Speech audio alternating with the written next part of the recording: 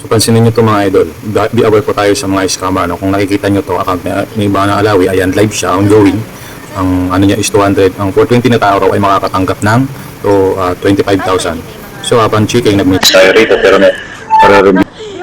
so chinek natin, ayan. So hindi pala ito siya live, ginawa lang ng paraan.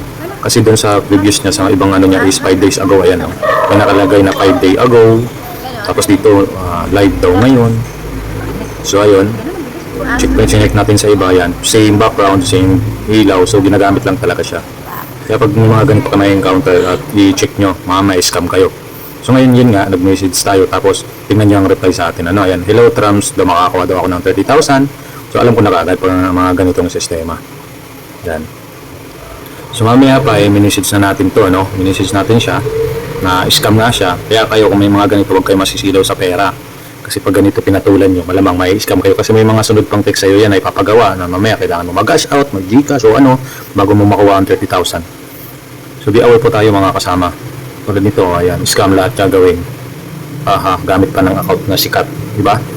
So pag nag-message natin to, hindi na kontento. Nag-message pa ulit sa atin, may follow up pa. Meron pang konting pananakot. Kung hindi mo ipamamahagi, ikaw ay madi-disqualified. Scam po to, mag-ingat tayo mga kasama.